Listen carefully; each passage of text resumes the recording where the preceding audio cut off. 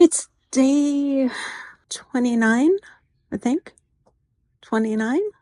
I came home to a nice surprise. I really have wonderful friends. Got two cards in the mail. One had a $5 bill, the other had a gift certificate for PetSmart. And I have four cats that are, well, three that are mine, one that is my sister's, one that thinks it lives here. I'm not sure where it lives, if it really does live here or if it got dumped. But basically, we're feeding five cats every day.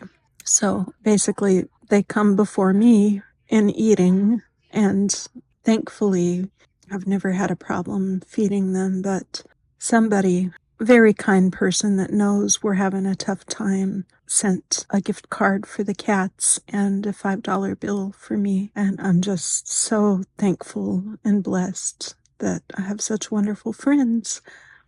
So I've been thinking a lot about a couple things I've been listening to lately. One is about how we are always in one state or the other. We're either in the state of love and acceptance, or we are in a state of fear and resistance.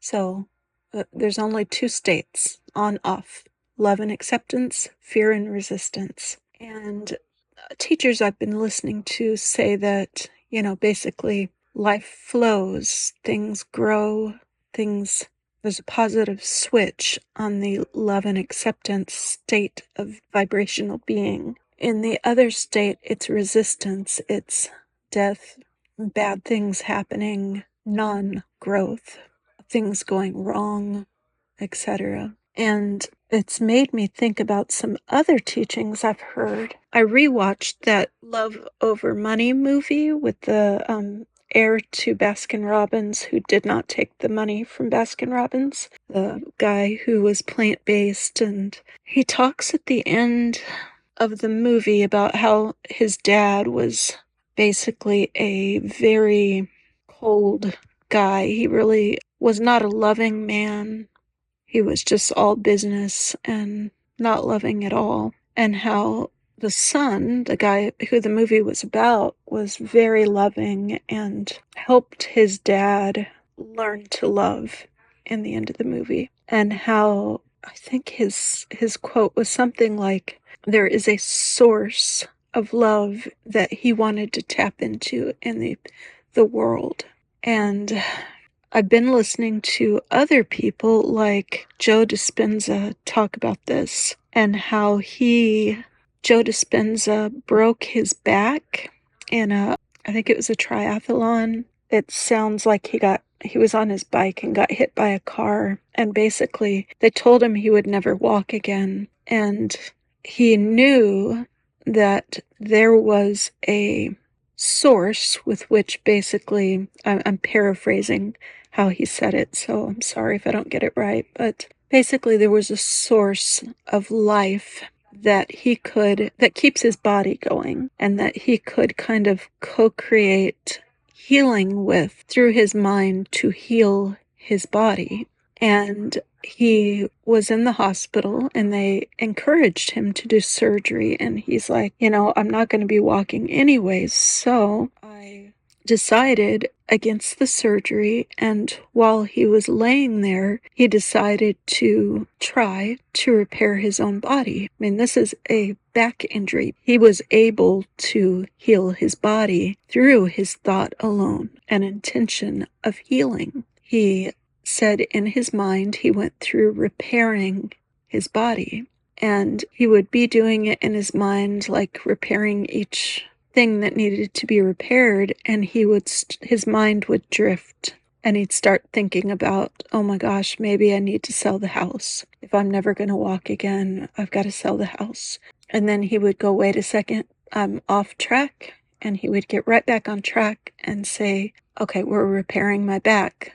Let's focus and get on that. And day after day after day, he would start doing it, and his mind would wander, and he'd have to put it back on track. And he finally got to the point where he was able to completely be in the state of his healed back. And his back actually healed, and he walks fine today. It was, I think he said, like 10 weeks before he was up and about and fine. So it's just amazing what the mind can do if we are not in resistance, and if we can tap into that on switch of acceptance and love and growth. It's kind of weird that when that's all it is, acceptance of good and life, that we have so much resistance to that through our mind. Our mind is kind of messed up, in that we can't be happy and positive a lot. We think too realistically, and we kill our dreams because even like in the Bible, I'm not religious anymore, but in the Bible, Paul says, I don't know why I do what I don't want to do all the time, but I can't do what I want to do. And I think that's part of life, is to figure out how to let go of wherever we learned that from, of can't and negativity and resistance and unworthiness. I sure learned it, and it sounds like a lot of people learn that somewhere in life. And if we can let go of it and tap into source that is life affirming and life giving and loving, that you can pretty much have anything you want and get things to go your way. I truly believe that, and quantum physics, I think, explains that. I am not a scientist at all, but I find quantum mechanics just fascinating. One of the things that they talk about is how everything is in a state of potentiality. So Schrodinger's cat, for example, when he's in the box, he is both in a state of deceased, he's a not living cat, and he's alive. He's in both states at once, and it is the choice that determines what path reality goes in. But there is this overlying, outside of third dimension or something, field where anything is possible, anything at all, anything you can imagine is possible. And I honestly believe where it says in the Bible that we created man after our own image, and then later it talks about you being gods, people being gods. I believe that's part of what it's talking about the ability, the amazing ability of our minds and our imagination to create reality, if we can learn how to use them. And I don't think a lot of people learn or even know that it's a possibility to create just in our mind and see it in 3D reality.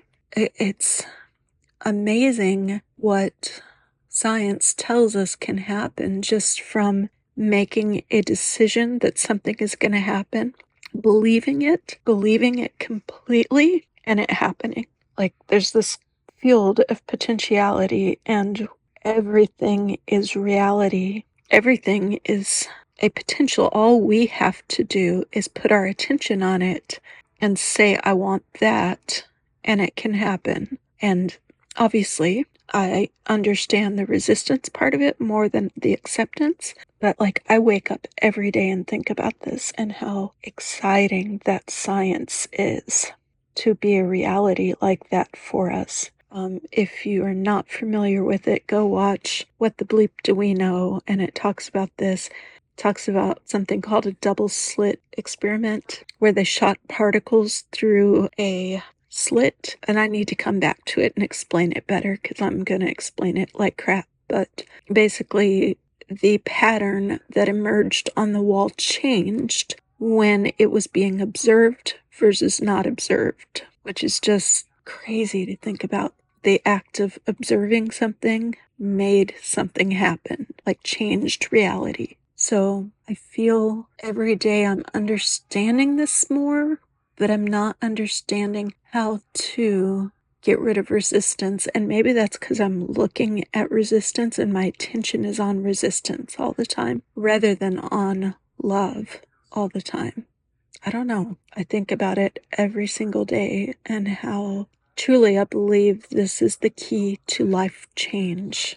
really believe that. So, yeah, I'll talk more about it some other time. I really love Joe Dispenza and Neville Goddard and all these teachers that talk about it. It's fascinating. And that movie, What the Bloop Do We Know? If you ever can, watch it. It's just mind blowing what they talk about. I probably need to rewatch it too. In fact, I'm going to do that soon. So that's day 29.